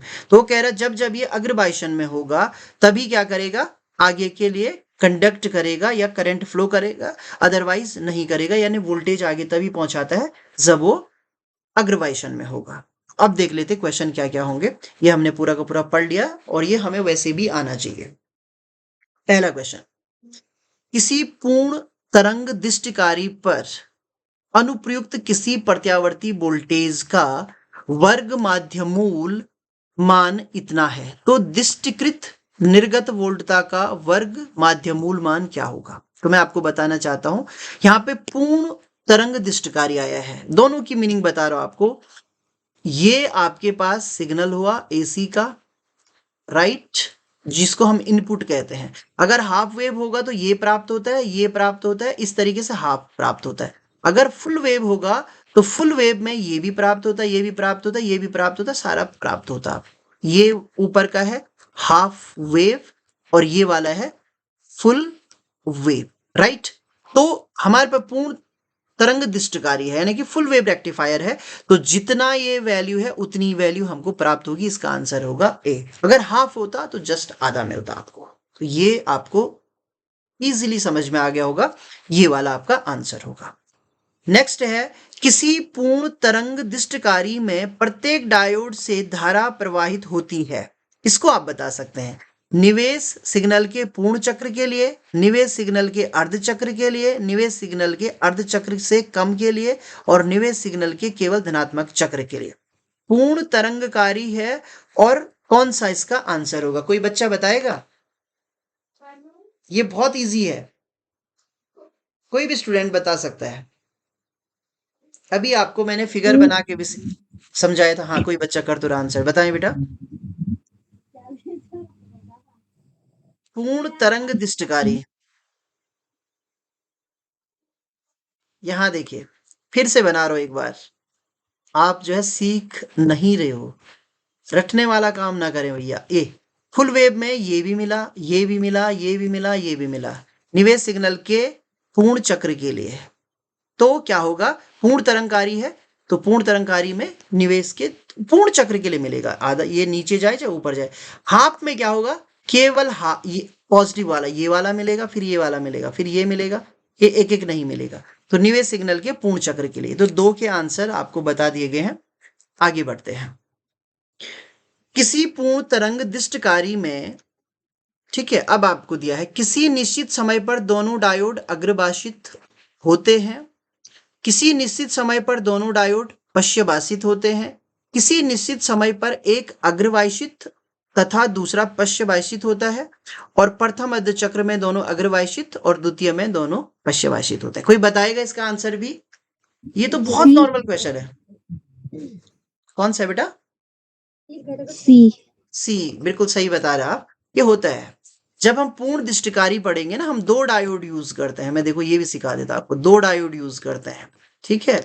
यहाँ पे सेंटर टेपिंग होती है जिससे हम इसको क्या करते हैं, मिक्सअप करते हैं। यहाँ ट्रांसफॉर्मर हमने यूज किया होता है, तो ट्रांसफॉर्मर की जो सेकंड प्लेट होती है, ठीक है, ट्रांसफॉर्मर यहाँ पे बन जाएगा और ट्रांसफॉर्मर की जो सेकंड प्लेट होती है उसके साथ ये क्या होता है, एक बार ये होता है अग्रवाइशन में और ये होता है पश्यवाइशन में, फिर ये होता है अग्रवाइशन में, ये होता है पश्यवाइशन में। तो ये किसी निश्चित समय पर एक अग्रवाइशित होता है और दूसरा पश्यवाइशित होता है, फिर ये अग्रवाइशित, ये पश्यवाइशित, फिर ये अग्रवाइशित, ये पश्यवाइशित, ऐसे चलता रहता है। Forward wise, reverse wise, forward wise, reverse wise, इस तरीके से चलता रहेगा। ओके, तो इसका आंसर है सी वाला। आगे देख लेंगे कौन कौन से हैं। किसी अर्ध तरंग दिष्टकारी पर 50 हर्ट्ज आवृत्ति की कोई प्रत्यावर्ती वोल्टेज अनुप्रयुक्त की गई है, तो निर्गत की उर्मिका आवृत्ति कितनी होगी? यानी कि जो आउटपुट निकल रहा है उस आउटपुट की आवृत्ति क्या होगी? ये बहुत बढ़िया क्वेश्चन है, ये जीके का क्वेश्चन भी है। बहुत सारे एग्जाम इसके बाद आप देंगे तो उनमें भी पूछा जाता है। देखिए, जब हाफ वेव रेक्टिफायर होता है तो उसकी आवृत्ति जो है हमेशा वही होती है जो इनपुट की होती है, यानी कि 50 हर्ट्ज है, ये भी 50 हर्ट्ज होगी। लेकिन अगर फुल वेव होता तो फुल वेव ठीक डबल हो जाता है। अगर उसकी आवृत्ति 50 है सिग्नल की तो इसकी होती 100, अगर उसकी 100 होती उसकी 200, मतलब डबल करनी है। फुल वेव की डबल जो हाफ वेव है उसकी वही होगी जो कि सिग्नल की होगी। इसका आंसर 50 होगा। ये भी समझ में आ गया होगा। और लास्ट है, आरेख में दर्शाए अनुसार कोई सिग्नल किसी पीएन संधि डायोड पर अनुप्रयुक्त किया गया है, प्रतिरोध आरएल के सिरों पर निर्गत की पहचान कीजिए। अब यहाँ पे देखिए, सिग्नल देखना आता है आपको। यहाँ पे ये वाला जो सिग्नल है ना, ये नीचे है, ये है -5 वोल्ट, ये भी क्या है -5 वोल्ट, और ये है +5 वोल्ट। यानी कि ये डिजिटल सिग्नल है। डिजिटल सिग्नल में क्या होता है बच्चों, 2 ही सिग्नल पकड़ता है, 1 और 0। 1 का मतलब yes, no, true, false, on, off, ठीक है। इस तरीके से बहुत सारे होते हैं, या क्लोज्ड, ओपन, ठीक है। या हम कह सकते हैं पॉजिटिव, नेगेटिव, या कहेंगे हाई, लो, या कहेंगे 1 और 0। तो ये डिजिटल सिग्नल होता है, जिसका मतलब, एक का मतलब होता है फुल वैल्यू, एक का मतलब है कोई वैल्यू नहीं। तो ये 2 ही काम करता है। तो यहाँ पे दोनों सिग्नल दे रखे हैं। तो जब ये, अब यहाँ पे देखिए क्या है, यहाँ पे कंडीशन एक ही डायोड लगा है। जब इस डायोड को ये वाला सिग्नल मिलेगा ना, नेगेटिव वाला, तो ये क्या होगा, रिवर्स बाइस बनाएगा, रिवर्स बाइज्ड हो जाएगा। रिवर्स बाइज में कनेक्ट नहीं करेगा, यानी ये वाली चीज हमें नहीं मिलेगी। जब ये वाला पोर्शन भी आएगा ये भी नहीं मिलेगा, केवल हमें ये वाला पोर्शन मिलेगा। तो बनना ये चाहिए इसका, ये वाला मिलेगा हमें। तो इस तरीके का आउटपुट यहाँ से हमें इस RL यानी लोड में मिलेगा। तो देखते हैं इसका आगे आंसर क्या क्या है। तो देखिए पहला आंसर हमने ये किया था, बिल्कुल सही है। ये सेकंड बी किया था, निवेशी सिग्नल का अर्धचक्र। फिर उसके बाद है किसी निश्चित समय पर एक अग्रवाइशित तथा दूसरा पश्चवाइशित, ये किया था 50 हर्ट्ज किया था। और एक और करके ये क्वेश्चन आया था, ये तो 5 वोल्ट का आउटपुट मिलेगा, ये जो -5 वोल्ट है वो हमें नहीं मिलेगा। तो इस तरीके से हमारे सारे केस स्टडी के क्वेश्चन भी कंप्लीट हो गए हैं। अब हम चले एक और खंड की तरफ, लास्ट है हमारे पास, जहां पे 5 मार्क्स के क्वेश्चन है। तो ये 5 मार्क्स के क्वेश्चन आप ये मान के चलिए कि सारे डबल आएंगे, यानी कि पहला क्वेश्चन आएगा उसके साथ एक और भी जरूर आएगा। तो आपके पास, आप लोग कई बार सोचते हैं ना कि ये केवल हमारे पास 3 क्वेश्चन, 3 नहीं होते, 6 क्वेश्चन होते हैं। यहाँ पे हम 6 के 6 एक्सप्लेन करेंगे, लेकिन बोर्ड एग्जाम में आप दोनों करके मत आ जाइएगा। पहली बात यही, क्योंकि बच्चों को कई बार लगता है ना कि एक ही के दोनों क्वेश्चन उसको आ रहे होते हैं, कहता है यार एग्जामिनर तो ऐसे ही है, नंबर दे देंगे, और वो उसके दोनों पार्ट करके आ जाता है। तो ऐसा नहीं होता है, दोनों पार्ट नहीं करने होते हैं और मार्क्स नहीं भी मिलते हैं आपको ऐसे में। तो आप एक ही पार्ट करेंगे जो भी आपको अच्छे से आता होगा दोनों में से। तो चलिए हम तो यहाँ पे आपको दोनों पार्ट्स बताएंगे ताकि आपकी मैक्सिमम जो है प्रैक्टिस हो जाए।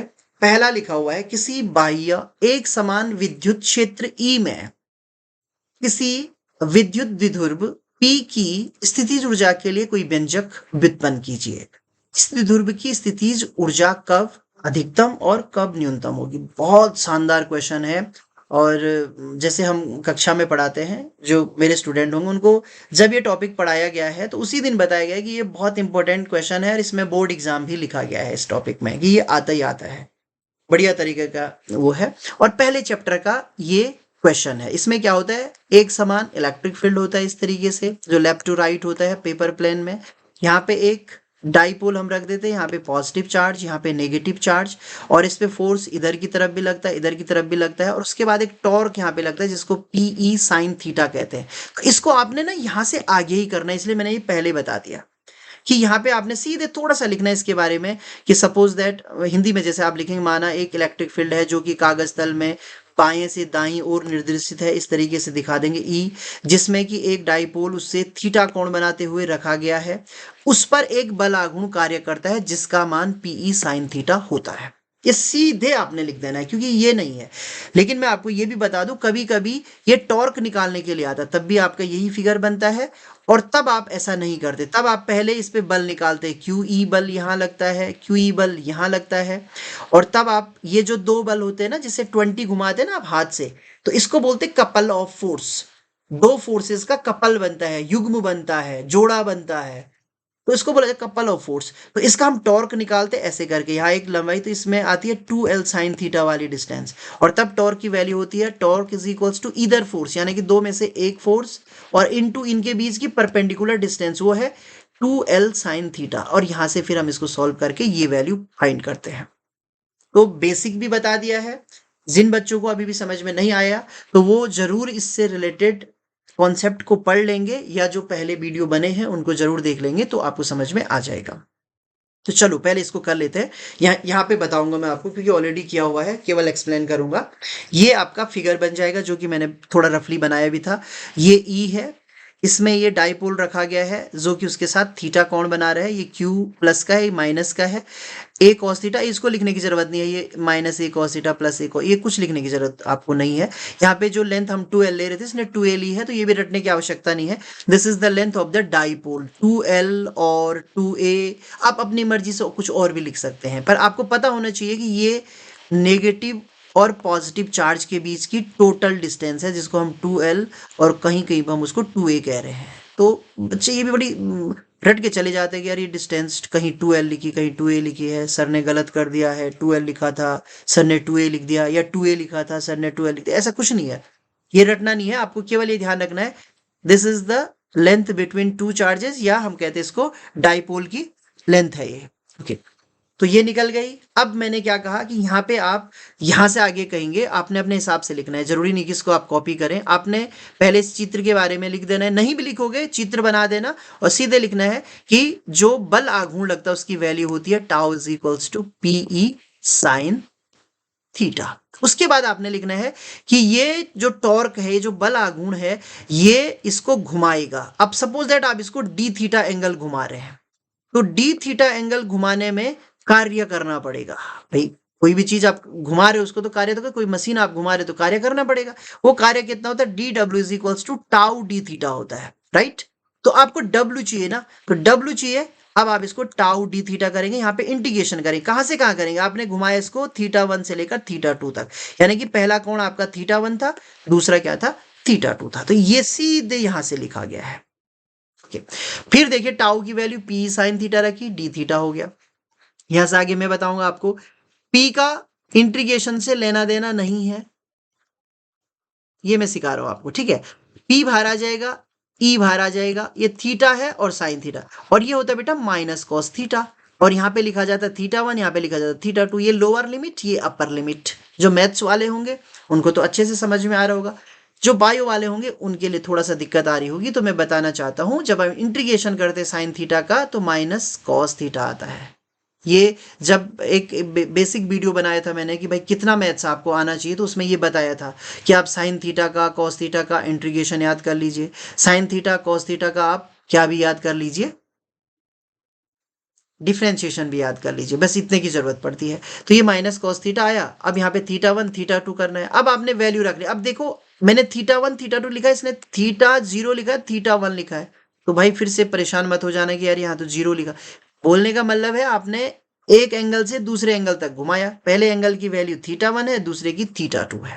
ओके, अब आपने एक एक करके यहाँ पे वैल्यू रखी है। देखो उसने क्या वैल्यू रखी है, थीटा 1 को उसने रखा है पाई बाई 2। पाई बाई 2 का मतलब होता है बच्चों 90 डिग्री, ठीक है। और थीटा 1 को उसने लिख दिया है थीटा। ओके, कंडीशन समझ में आई। जिसको हम थीटा 1 कह रहे थे उसने कहा कि वो 90 डिग्री, यानी कि पहले वो 90 के एंगल पे है, और फिर उसके बाद हम कितना एंगल घुमा रहे हैं, उसको थीटा एंगल घुमा रहे हैं। तो यहां से सॉल्व करेंगे। अब जब इस वैल्यू को रखते हैं तो एक बार आपका ये वैल्यू आएगा, और एक बार अब यहां पे थोड़ा देखिए, जब वैल्यू रखते हैं ना ऐसे रखा जाता है, P E minus cos theta 2 minus minus का प्लस कॉस थीटा 1। अब यहां देखिए, देखो अगर आप डाइट करेंगे ना आपको नहीं आता होगा, ये जो थीटा 0 इन लोअर लिमिट वाला आगे है ना, क्यों है, क्योंकि ये पॉजिटिव आ गया, और ये जो थीटा 1 वाला पीछे, तो हमारा थीटा 2 पीछे चले जाएगा। बस अब आगे यहाँ का सॉल्व देख लीजिए। एक बार उसने पाई बाई 2 रखा है, कॉस पाई बाई 2 की वैल्यू सबको पता होनी चाहिए 0 होती है, तो ये 0 हो गई। यहाँ पे फॉर्मूला आ गया माइनस पीई कॉस थीटा, जिसको हम लिख सकते हैं P डॉट ई। क्यों, ये वर्क डन है, ये भी वेक्टर क्वांटिटी है, ये भी वेक्टर क्वांटिटी है। दो वेक्टर क्वांटिटी से अगर स्केलर क्वांटिटी बन रही है तो डॉट प्रोडक्ट होता है, और माइनस साइन भी लगा हुआ है। ओके, माइनस साइन इंडिकेट कर रहा है कि दिस वर्क कंजर्व और store as a potential energy. ये पोटेंशियल एनर्जी के रूप में इसमें क्या हो जाता है, स्टोर हो जाता है। तो ये वो फॉर्मूला है जो हमने प्राप्त करना था, कर लिया है। अब ये अधिकतम कब होगा और न्यूनतम कब होगा। अब आप देखिए माइनस में ना वैल्यू कॉस थीटा पे कीजिए, थीटा की वैल्यू 180 आएगी, तो माइनस वैल्यू आएगी, माइनस माइनस का क्या हो जाएगा, प्लस हो जाएगा। तो 180 पे ये अधिकतम होगा, और थीटा इक्वल्स टू 0 पे ये सबसे कम होगा। तो ये दो कंडीशन है, ये अधिकतम की कंडीशन है और ये न्यूनतम की कंडीशन है। समझ में आ गया होगा। एक बार फिर से कह रहा हूं, छोटी छोटी चीजें आपको याद होनी चाहिए।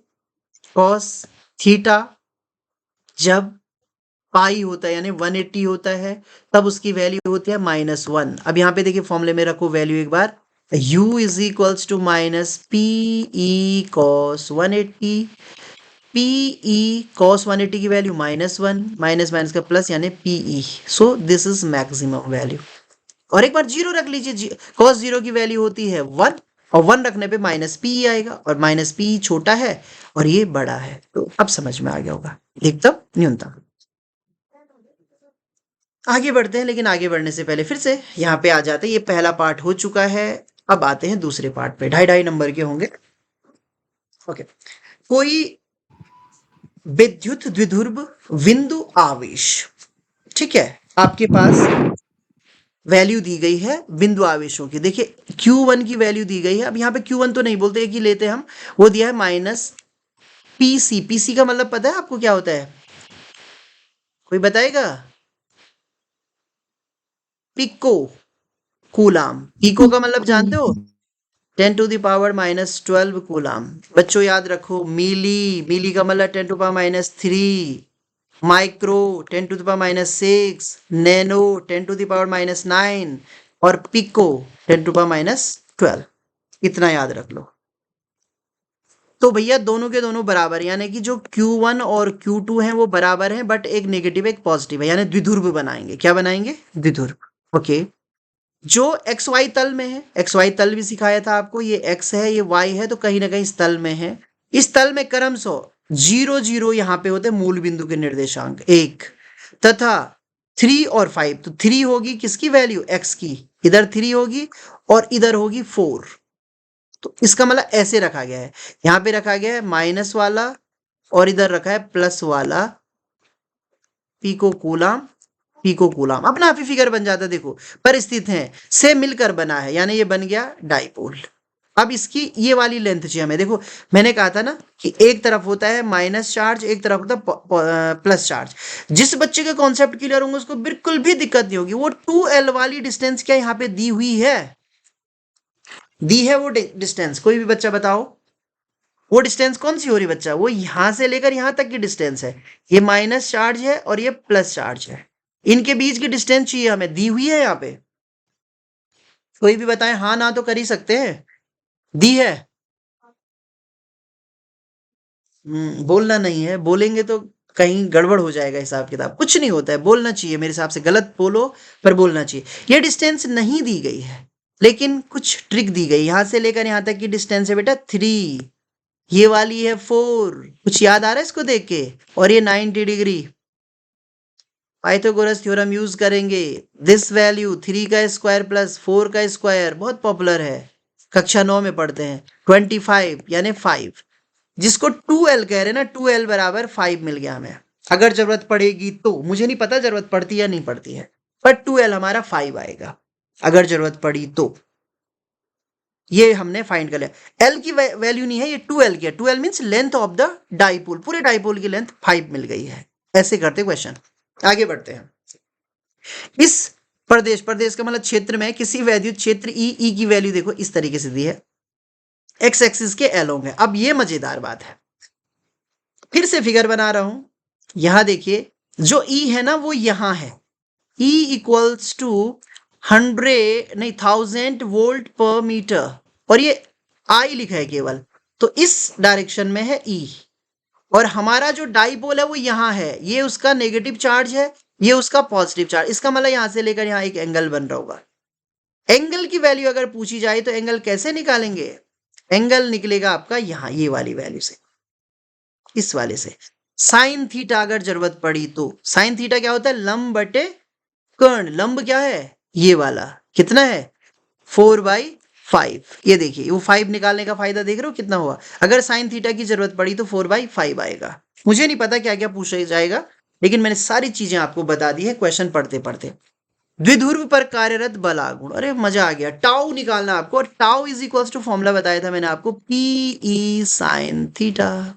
ओके, P की वैल्यू क्या होती है बच्चों?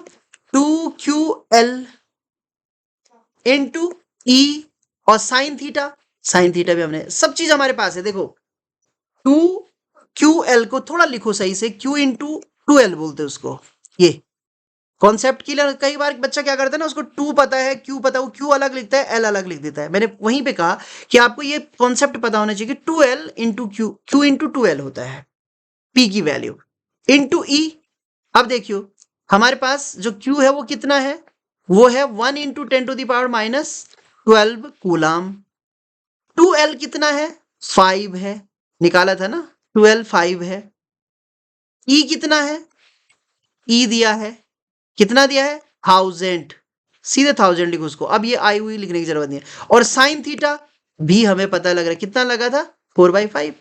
मल्टीपल कर दीजिए, कितना आसान हो गया, सारी वैल्यूज मिल गई हमको, ये मिल गया, ये मिल गया, ये मिल गया, और इजीली क्वेश्चन सॉल्व हो जाएगा। तो आगे बढ़ते हैं, सीधे यहाँ दिखाता हूँ मैं आपको आंसर। यहाँ ये देखिए PE साइन थीटा लिखा है, 2 ये लिखा है, और जो जो मैंने कहा देखो 5 लिखा है, इंटू ये लिखा है, ये लिखा है। आगे होगा समझ में, फिर से कहो नहीं तो, Q into 2L into E into sine theta. Q की वैल्यू क्या थी? 1 इंटू 10⁻⁻12। 2L की वैल्यू क्या थी? 5। E की वैल्यू कितनी थी? 1000 और साइन थीटा की 4/5। अब अपने हिसाब से कर लीजिए सॉल्व। सबसे पहले 5 से 5 काट दीजिए जो इजीली कट रहा है, और अब ये बचा आपके पास 4 और ये, तो 4 इंटू 1000 का मतलब 10⁻³ और ये 10⁻⁻8। तो ये आपके पास आएगी वैल्यू, राइट।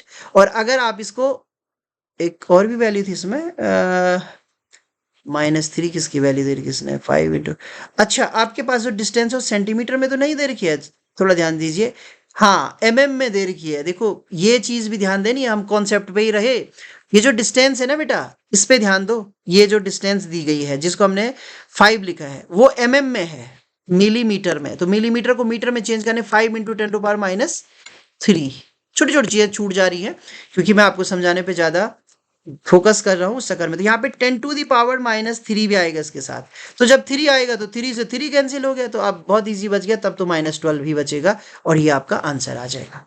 तो केयरफुली इन क्वेश्चनों को आपको करना है, छोटी छोटी जो गलतियां हो रही इससे भी सीखो कि भाई जब मैं छोटी छोटी चीजों पे ध्यान नहीं दे रहा हूं तो आपको ये सारी गलतियां नहीं करनी, उनको ध्यान देना है। और मैं क्यों ध्यान नहीं दे पा रहा हूं, क्योंकि मैं आपको समझाने पे ज्यादा लगा हूं। यहाँ पे देखिए, क्योंकि मैंने क्या किया, यहाँ समझाना स्टार्ट कर दिया और ये mm पे ध्यान नहीं दिया, ये मिलीमीटर है। तो जो हमारा 5 आएगा ना उसके साथ 10⁻³ मीटर करना है। मिली का मतलब बताया था आपको माइनस होता है। तो हमने ये क्वेश्चन भी कर लिया है बहुत अच्छे तरीके से। क्वेश्चन नंबर हमारा कौन सा हुआ, 31 का एक पार्ट हमने कर लिया है। अब जो 32 का सेकंड पार्ट है, इसमें भी 2 क्वेश्चन है आपके पास, और ये 2 क्वेश्चन आज करें या कल करें क्योंकि टाइम तो हो गया है, बताएं। कर लेते हैं सर। करना है? Yes yes sir. ओके, कितने बच्चे हैं अभी देखने वाले? 15 है। कुछ कुछ तो लेफ्ट कर रहे हैं। बताना है अभी, बताना है? Yes sir. चलिए तो बता Yes, देते हैं, sir. कोई दिक्कत नहीं है। ओके चलिए बेटा, बहुत इजी क्वेश्चन है, पढ़ें इसको। लिखा है 2a दूरी के पृथक्कन और -q और q आवेश से बना। तो यहां भी फिर से डाइपोल की बात हो रही है। कोई वैद्युत द्विध्रुव, और लिखा भी है उसका द्विध्रुव आघूर्ण क्या आएगा, P = Pi आएगा। अभी बहुत मजेदार है, हमारे पास जो द्विध्रुव आघूर्ण होता है वो P = Q × 2L। वैसे इस फॉर्म में ही हमेशा याद रखो बच्चों। देखो यहाँ पे भी इसकी जरूरत पड़ी, सीबीएसई क्या उत्तराखंड बोर्ड वो यही चेक करेगा कि बच्चे ने कहीं 2QL रटा तो नहीं है। पता होना चाहिए कि इधर चार्ज, दो में से एक चार्ज और उनके बीच की दूरी होती है। तो हमें से ध्यान रखना, जैसे अभी हमारी 2L की वैल्यू आई थी 5 × 10⁻³ ये मैंने कितनी बार करेक्शन कर दिया है क्योंकि इसमें मिस्टेक भी हुआ था। तो ये आपको ध्यान रखना है। तो ये क्वेश्चन यहाँ भी यही है। ओके, तो यहाँ पे ये कह रहा है PI, तो I का मतलब ये हुआ कि कहीं ना कहीं वो क्या होगा, X डायरेक्शन में होगा, इधर -Q होगा, इधर +Q होगा, और इनके बीच की डिस्टेंस केवल यूनिट के बराबर होगी। I का मतलब जानते हो ना, जो I कैफ होता है ये x एक्सिस में यूनिट वेक्टर होता है। यूनिट वेक्टर का मैग्नीट्यूड 1 होता है, यानी कि केवल 1 की डिस्टेंस पे है। जो 2L वैल्यू है वो 1 के बराबर है, यानी I के बराबर है। I की भी नहीं कहेंगे, 1 कहेंगे। I तो डायरेक्शन के लिए यूज हो गया। ये आपको यहां समझ में आ जाना चाहिए। एक्स अक्ष के अनुदिश अपने केंद्र को मूल बिंदु पर रखते हुए स्थित है। यह दर्शाइए कि इस द्विध्रुव के कारण किसी बिंदु पर आपको विभव निकालना है। तो कुल मिला के अक्षीय वाली कंडीशन है। तो इसका भी मैं सीधे आगे आंसर पे ही चलता हूं, तो वहां पे आपको समझाते हैं। फिगर बनाऊंगा यहीं पे, मैं बनाना सिखाऊंगा आपको। देखिए अब कंडीशन क्या है बच्चों, कंडीशन ये है कि आपके पास एक द्विध्रुव है जिसकी एक साइड नेगेटिव चार्ज होता है, एक तरफ पॉजिटिव चार्ज होता है। ठीक है, इसी से एक्स एक्सिस बना है, तो यहाँ पे डॉट डॉट डॉट डॉट, आगे की तरफ इससे डॉट अच्छे से नहीं हो रहा है, तो आप भावनाओं को समझ लें कि इधर की तरफ खींच रखा है सर ने। ओके, इधर कोई P पॉइंट होगा, उस P पॉइंट के लिए डिस्टेंस चाहिए होती है कहां से, सेंटर पॉइंट से, यानी कि ठीक बीच से। तो वो डिस्टेंस हमारे पास है x, फिलहाल के लिए हम x मान रहे हैं, राइट। अब हमें 2 डिस्टेंस और चाहिए होती है। एक डिस्टेंस यहां से चाहिए होती है, ठीक है, जिसको हम अगर फिलहाल के लिए L ले लें तो, या A ले लें तो ये A होगी, ये भी A होगी। क्यों, क्योंकि 2a डिस्टेंस हो गई, तो यहाँ वाली डिस्टेंस कितनी बचेगी, x माइनस ए। सबको समझ में आ जाना चाहिए। यहाँ से लेकर यहाँ तक x है, हमें केवल यहाँ से आगे चाहिए, इससे आगे, तो a हटाना पड़ेगा, हटाने का मतलब x माइनस ए। और जब इस वाले से निकालेंगे तो तब आएगी x प्लस ए। क्यों? क्योंकि इसमें x तो था, ये एक्स्ट्रा जोड़नी पड़ेगी, तो इतनी वैल्यू आपके पास आ गई। देखिए कितने मजेदार है। अब बाकी फिगर वहां बनी है तो मैं इसको मिटा देता हूं। अब हमें निकालना है बच्चों पोटेंशियल। पोटेंशियल का फॉर्मूला हमें याद होना चाहिए। पोटेंशियल के फॉर्मूले के लिए हमें क्या चाहिए, 1/4πε0 चाहिए, Q अपॉन R चाहिए। कंडीशन ऐसे आनी चाहिए आपको कि एक चार्ज है, उस चार्ज से R दूरी पर कोई बिंदु P है, उस P बिंदु पर ये वोल्टेज की वैल्यू होती है या ये विभव की वैल्यू होती है। अब यहाँ क्या कंडीशन है, ये चार्ज है, यहां से यहाँ की डिस्टेंस x माइनस ए है, तो जहां पे R लिखना है वहां पे आप x माइनस ए लिखेंगे एक बार, ठीक है। दोबारा जब आप इससे निकाल रहे होंगे तो तब आप जहां क्या है आपका R है वहां पे आप x प्लस ए लिखेंगे, तो दो वैल्यूज निकलेंगे, एक v1 निकलेगी, v1 की वैल्यू होगी 1/4πε0 q ओवर x माइनस ए, और जब v2 निकाल रहे होंगे तो 1/4πε0 q over x plus A. But अब आपको एक चीज और ध्यान रखनी है, जब हम विभव निकालते हैं तो विभव में हम पॉजिटिव और नेगेटिव का विशेष ध्यान रखते हैं। जब पॉजिटिव चार्ज होगा तो प्लस लिखते हैं, और जब नेगेटिव चार्ज हो तो नेगेटिव लिखते हैं, यानी कि ये वाली जो V2 वाली वैल्यू है ना, ये पूरी नेगेटिव रहेगी। अब यहाँ पे टोटल कितना होगा, तो भैया सीधी सी बात है V1 प्लस V2। बट जब हम V2 को ऐड कर रहे होंगे ना तो इसके आगे नेगेटिव आएगा, यानी 1/4πε0 q upon x minus a minus 1/4πε0 q over x plus a. So यहां सीधे इतना ही कर रखा है। अब मैं आपको सारी बेसिक चीजें बता चुका हूं। फिगर बनाना है आपको, ये लिखना है, ये लिखना है टोटल वैल्यू, थोड़ा थोड़ा लिख भी लेना कि क्या क्या होगा, और ये वैल्यूज कहां से आई बता दिया गया है। अब आपको कुछ नहीं करना है, केवल सॉल्व करना है। सॉल्व करना वैसे आ जाता होगा, नहीं आ रहा तो वो भी सिखा रहा हूं। 1/4πε0, और Q को भी आप कॉमन ले लीजिए, क्या बच रहा है, x minus a minus x plus A. LCM low, Q upon 4πε0, LCM लेना बड़ा आसान है। ये x प्लस ए इधर आ गया, माइनस यहां पे ध्यान दीजिए, और ये जो माइनस वाला है वो प्लस हो जाएगा, ये जब यहां मल्टीपल करेंगे, और नीचे क्या हो जाएगा, एक्स स्क्वायर माइनस ए स्क्वायर। कहां से हुआ, x माइनस ए इंटू एक्स प्लस ए माइनस बी ए प्लस बी का होल स्क्वायर। एक्स से एक्स कैंसिल हो गया, और हमारे पास क्या बचा, Q अपॉन 4πε0 2a बचा, और अपॉन क्या बचा बच्चों, एक्स स्क्वायर माइनस ए स्क्वायर। थोड़ा सा इसको और अच्छे से लिख दीजिए, इसको फिर से वही लिख दीजिए, 1/4πε0 q इंटू 2a और एक्स स्क्वायर माइनस ए। अब आपको पता है ये 2a क्या चीज है, ये p है। p इज इक्वल टू, कितनी बार लिख दिया मैंने, q इंटू 2l में ले रहा हूं ना डिस्टेंस, यहाँ 2a लिखा है, तो ये p की वैल्यू है। तो आगे आपका फॉर्मूला सीधे यहाँ आ जाओ। अब इसमें डायरेक्शन इंपॉर्टेंट है, तो ये एक्स एक्सिस की अनुदिश, तो वो जो p के साथ i लगा है ना, वो डायरेक्शन के लिए आ गया, और ये फॉर्मूला आपका आ गया। यही हमें प्रूव भी करना था, तो पहला पार्ट आपका खत्म हो गया। इसमें और कुछ भी है, ये हो गया, ठीक है। इसके लिए अल्टरनेटिंग मेथड भी दे रखा है कि अगर दूसरे मेथड से निकाले तो ये है, पर मत करना, इजी में काम चल रहा है, उसी को चलाते रहो। तो ये दूसरा मेथड कभी आ जाए तो मैं बता दूंगा, लेकिन अभी इस पे टाइम भी नहीं है, ये मैं आपको नहीं बता रहा हूं, ओके। और इसमें एक क्वेश्चन और किया गया है, क्रमशः त्रिज्या 1 सेंटीमीटर और 3 सेंटीमीटर के दो वियुक्त धात्विक, ठीक है, मतलब सेपरेट है, धात्विक गोले S1 और S2 को इस प्रकार आवेशित किया जा गया है कि उनके आवेश घनत्व समान है। तो उनको आवेशित किया हमने, एक गोला ये था हमारे पास S1, एक गोला ये था S2, दोनों को हमने आवेशित किया, और आवेशित करने के बाद क्या हुआ कि एक आवेश घनत्व हमको प्राप्त हुआ। इन दोनों गोलों को एक दूसरे से अत्यधिक दूरी पर रखकर अब हमने क्या किया, पहले आवेशित किया, अब एक गोले को इधर रख दिया, एक गोले को इधर रख दिया, और फिर एक तार से इनको कनेक्ट किया।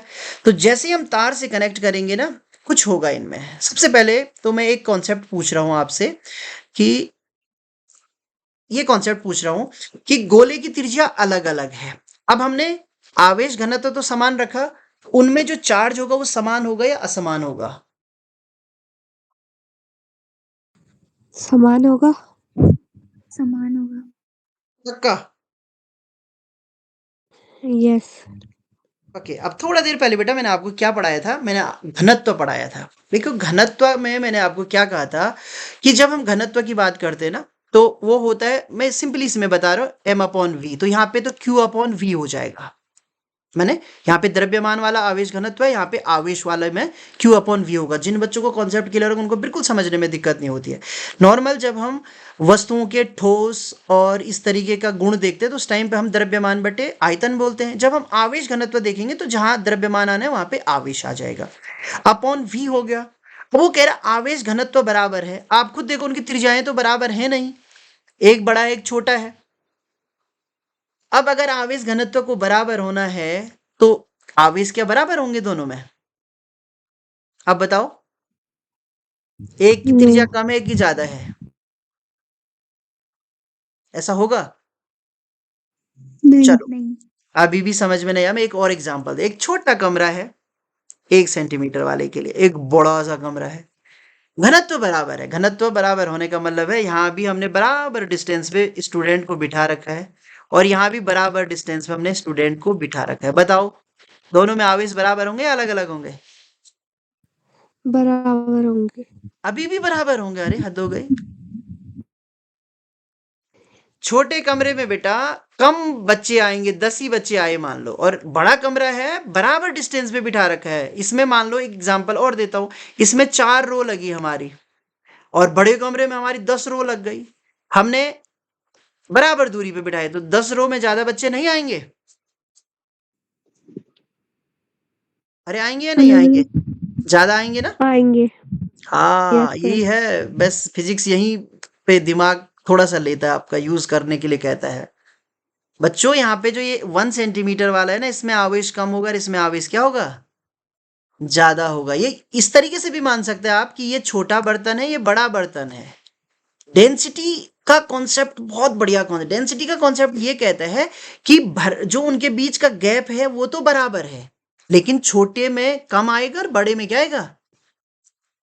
ज्यादा आएगा। ठीक है, अब क्या करेंगे, इस क्वेश्चन को आपके लिए छोड़ देते हैं क्योंकि टाइम भी ज़्यादा हो रहा है, बहुत ज़्यादा लंबा पढ़ा के फ़ायदा नहीं है। मैं चाहता हूँ इस कॉन्सेप्ट पे थोड़ा आप काम करें और इस क्वेश्चन को मैं कल बताऊंगा कल वाले वीडियो में, और साथ में फिर हम आगे के 1-2 क्वेश्चन और बचे हैं, शायद कल हमारा फिनिश हो जाएगा, वो भी हम कल कंप्लीट कर लेंगे।